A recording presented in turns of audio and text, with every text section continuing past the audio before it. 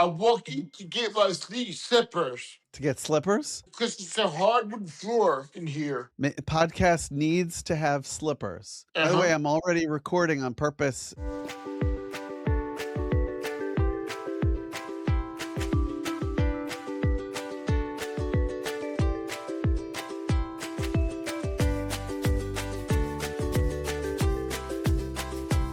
And we can see that you have a shirt with, well, now we can't see it, but with an American flag on it. Freedom and liberty. And liberty. What's different?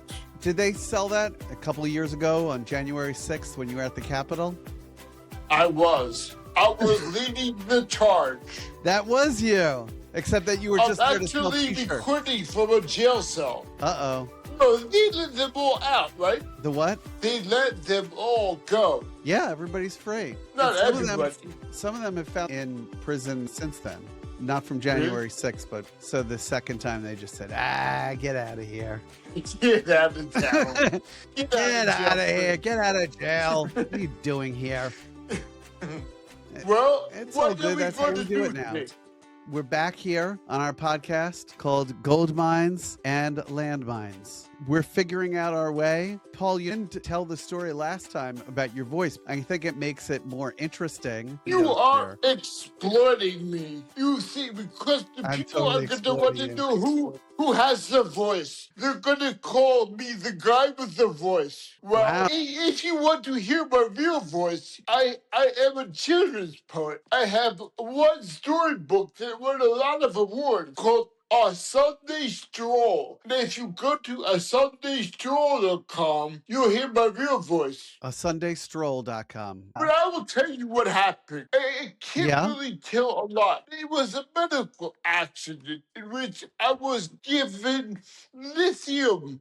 Lithium, the pill. Let me tell you, if the doctor says you want to go on lithium for depression, don't do it.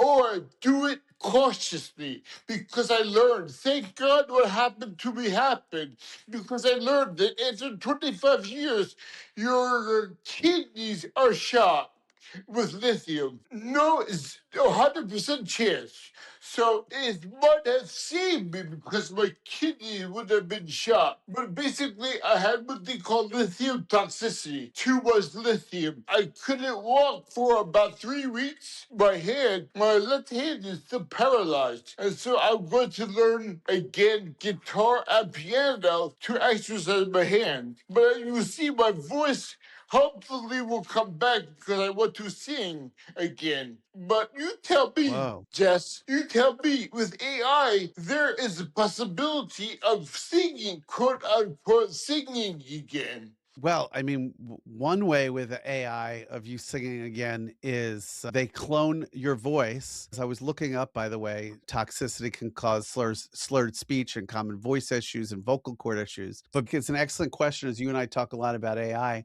They can clone your previous voice, which you're doing therapy to get your voice back. Maybe at some point during this podcast, we're going to have, the whole journey and trajectory. You can do that and then plug it into a computer and make that work. Well, what does that mean, clone the voice?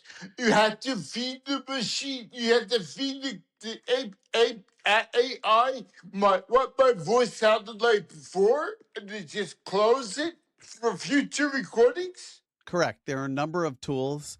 11 Labs is a big one. I think on a smaller level, I could do something with Descript, which I use for video editing. So you plug it in, it gets a sense of it, then you create a script. Now, as far as singing, you probably at this stage need to have somebody who does the auto-tune to make it so that you're singing along. You've probably heard the second all this AI stuff came out, they said to ChatGPT, create a song in the style of Drake, but then they went and took Drake's voice, cloned it, and they've done it with other artists, as well as artists we've never heard of, and they got it to sing. This is a problem for some artists, not a problem for you, because you are saying, I want to get my voice back. In fact, now you could hit any note. I'm sure you could hit any note before. No, I can't. If I have me singing, it clones me singing, it's more variety in the tonality. Can it make it sing? Or you think I still need someone to manipulate the voice? I think it still has to be manipulated. Now, there must already be a tool that Yeah, combines auto cloning a tune. voice and singing. Let's see here. It looks like Audimee, Audimee,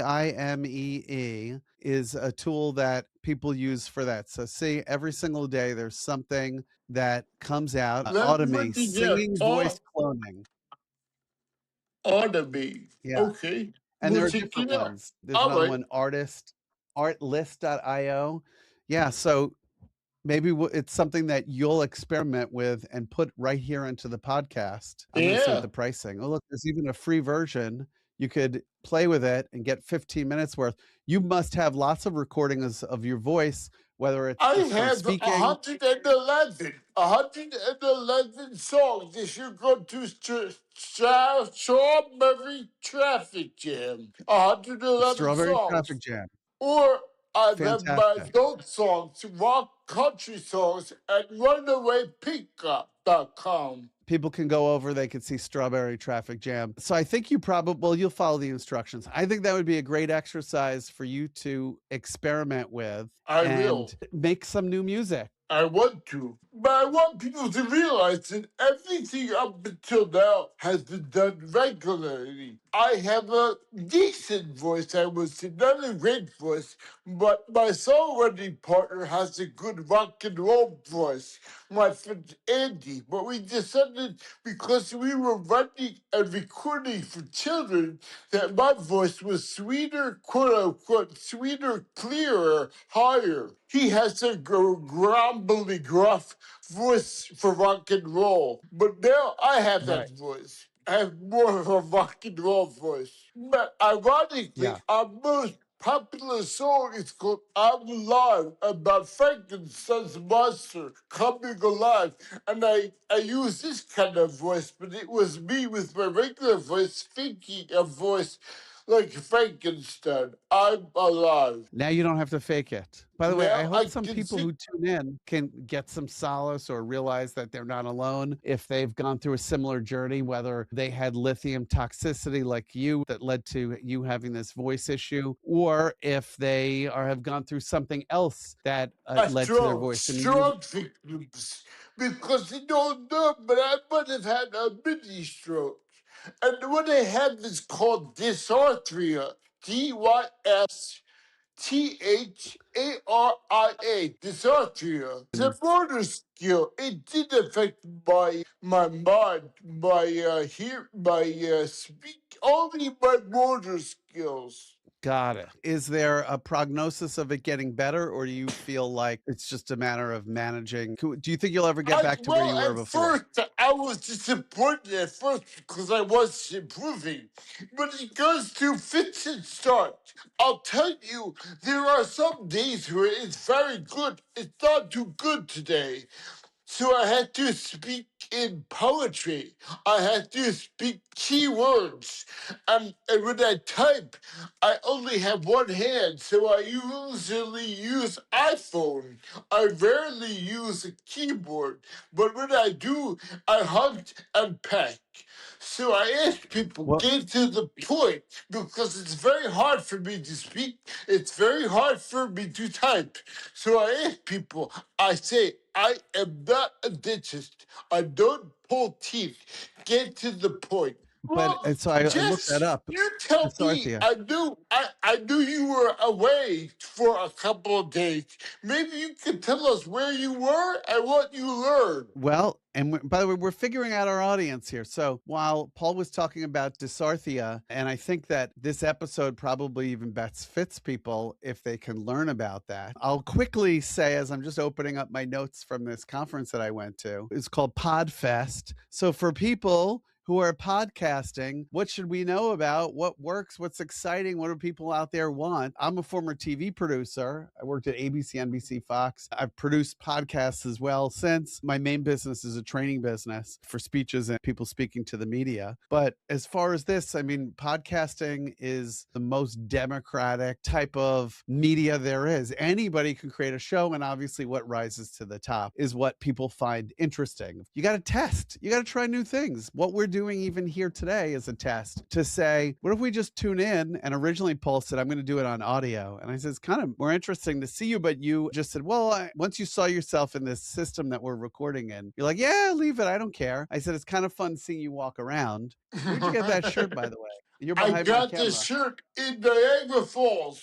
Oh, you did. So it wasn't on January 6th as I tried to No, it pretend that was that's in when you were. 96. So I went to this thing, Podfest in Orlando. They do it once a year. They talk about the technology. They talk about AI and all the tools that we could use. You and I could put these out much faster if we just went and found interesting information that a particular niche wants and let the AIs talk to each other about it, which one of the tools to do that, I don't know if you've ever used Google's Notebook LM. You basically can feed in a PDF or a bunch of PDFs or 100 PDFs and say, now make a podcast out of this. And it will have the male and female voice and they'll talk it through. And I'll tell you one application, my son, who's now a second grade teacher, was interviewing to become a teacher. He really needed to be able to explain studies that had been done and show that he knows something or things that he would do with kids, all the latest techniques for helping kids out. He fed it all into Notebook LM, turned it into a podcast, be in the car listening to it. He was in the shower listening to it. I could hear, he was like, what's going on in there? He was in the swimming pool walking in circles listening to this thing. And actually you can interact with a lot of these AIs, certainly ChatGPT. You could do the voice version. And then he said, I want you to interview me for this job interview.